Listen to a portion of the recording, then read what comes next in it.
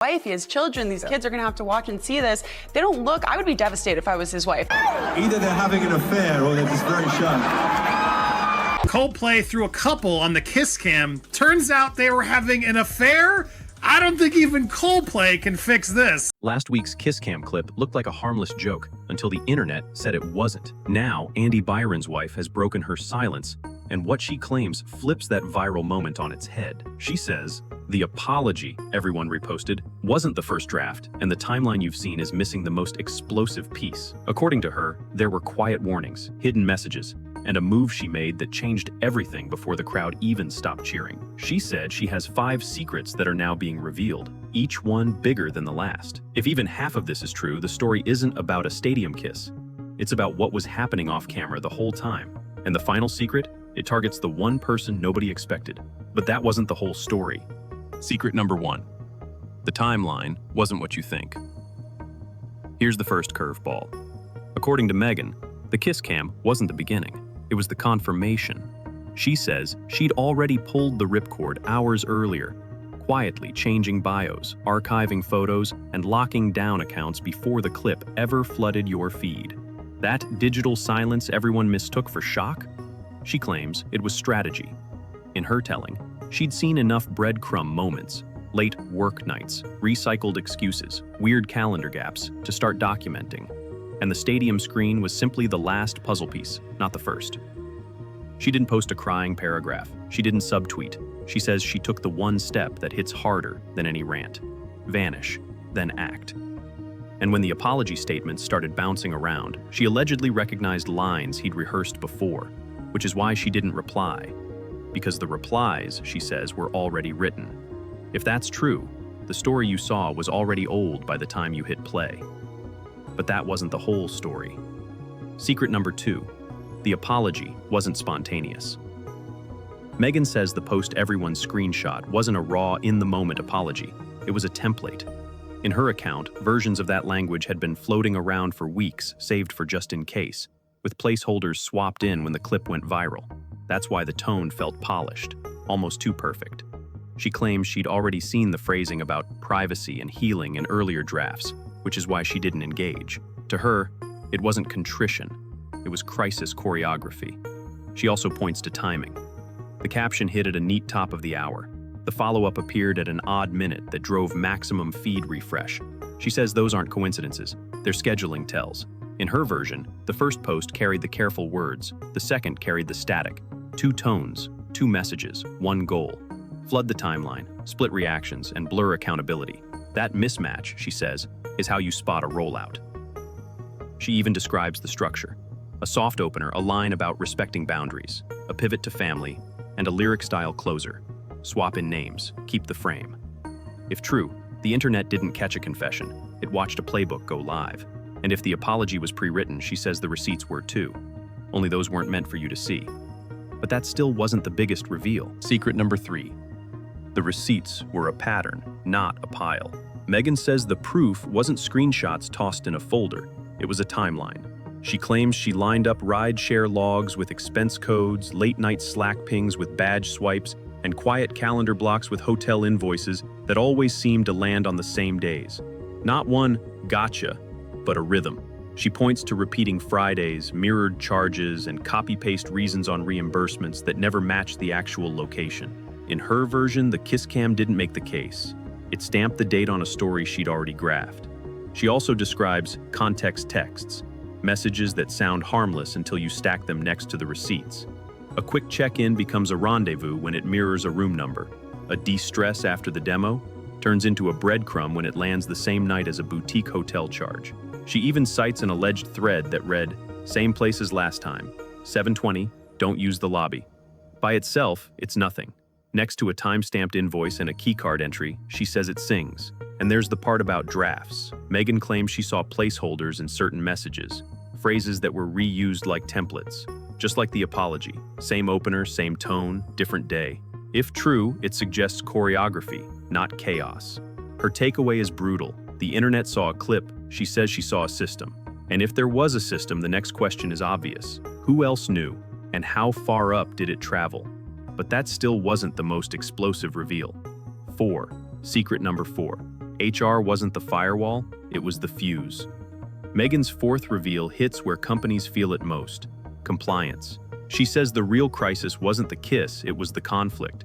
The person on that screen wasn't just any colleague, it was the gatekeeper. In her account, that's why employees froze. If the watchdog is part of the story, who do you call? According to her, trust didn't erode after the video, it had already hollowed out. The clip just ripped the cover off. She claims she tried the right channels first. Not a rant, not a thread, an ethics portal submission time-stamped before the concert weekend. She says she attached patterns, dates, and a short note crowning it all. Potential undisclosed relationship impacting reviews and hiring. In her telling, the portal auto-reply came back, but the human follow-up never did. That silence, she says, is what pushed her from documenting to detonating. If the system won't answer, the receipts will. Then there's the performance side. Megan says she found review language that read like copy-paste praise, identical adjectives, recycled bullet points, raises justified by strategic alignment on projects that didn't show up on roadmap logs. Alone, that's sloppy. Next to the timeline she built, she calls it favoritism with a paper trail. She even points to meetings that shifted last minute, always to rooms without note-takers, always leaving a neat gap in the calendar. To her, the pattern looked less like coincidence and more like choreography. She also describes the moment the board finally blinked. Not after the jokes, not after the memes. After a short memo, she says she forwarded through outside counsel, flagging one phrase: undisclosed relationship involving a decision-maker over compensation. She claims that line, not the virality, is what triggered emergency calls, frozen budgets, and those careful internal emails with words like interim and independent review. In other words, the internet mocked the kiss, the board feared the conflict. If Megan's right, this was never just a scandal, it was a governance grenade. And when governance blows, exits follow. Which leads to the final reveal, the one she says will decide who walks away and who won't. The person nobody expected to be named next. But that still isn't the end. Secret number 5, the person nobody expected. Megan says the last name on her list isn't Andy or Kristen. It's the gatekeeper. Not the PR team, not the COO. The person who decides what gets investigated and what gets archived. In her account, she flagged an undisclosed relationship concern to a board alias before the concert weekend and got the automated received ping within seconds. Hours later, she claims a human reply landed in her inbox from someone above the org chart. Short, careful, and surgical. We'll handle this internally. Please refrain from further distribution. Alone, it reads like caution. Next to the timeline she built, she calls it containment. She points to what happened next. The outside independent review, selected within a day, led by a firm that, according to her notes, had previously advised on exec comp language. She doesn't call it a conspiracy. She calls it a conflict. Same faces, new hats. She says that's why she stopped waiting for statements and started preparing exhibits, not to win the internet, but to keep the paper trail from shrinking behind closed doors. There's also the money piece. Megan claims the fastest fallout wasn't on social, it was with insurers and clients. She says renewal questionnaires started flying around asking about undisclosed relationships between decision makers. And that's when the temperature changed. In her telling, budgets froze, interim titles appeared, and the real power shifted to the person she just named, the one who can certify compliance or admit it failed. That, she says, is why the kiss cam clip mattered less than the CC line on a single email. And the twist? She insists she's not after a headline. She's after a rerun of performance reviews, of closed complaints, of exits that never made sense. Her final claim is simple and brutal. The story doesn't end with two people on a screen. It ends when the person who let it happen is named on paper. If that's true, the next chapter won't play out on TikTok. It'll play out in board minutes and exhibits, and what happens next would shock everyone. If Megan's account is even partly accurate, the next moves write themselves. The interim labels stick. Outside counsel runs interviews. Laptops get imaged. Calendars and badge logs turn into timelines.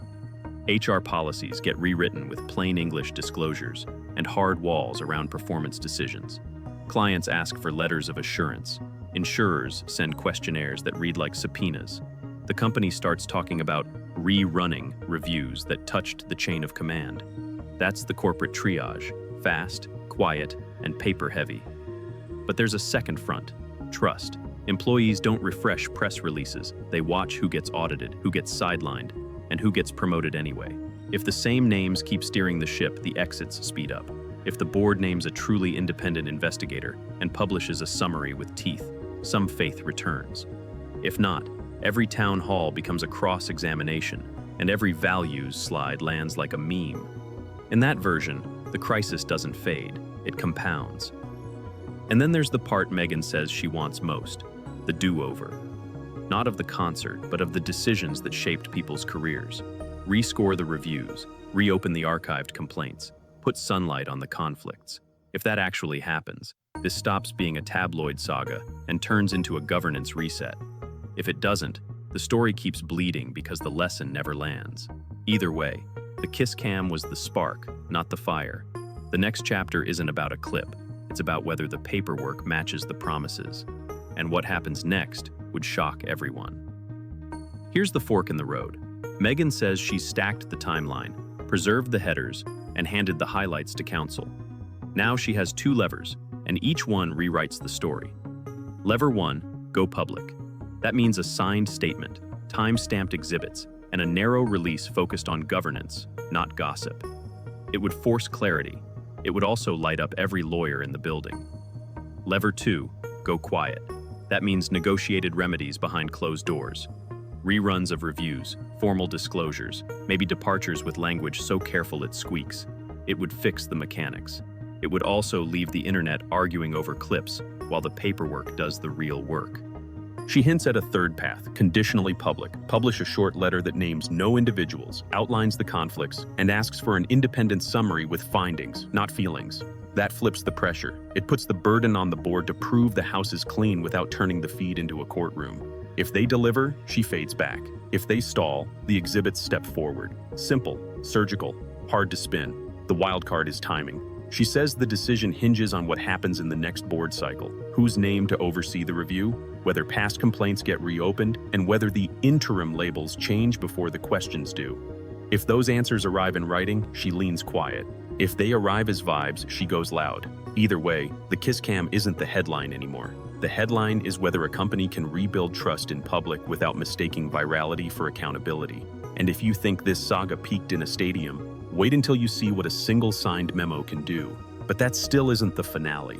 So when you zoom out, this wasn't a stadium stunt gone wrong. It was a pressure test.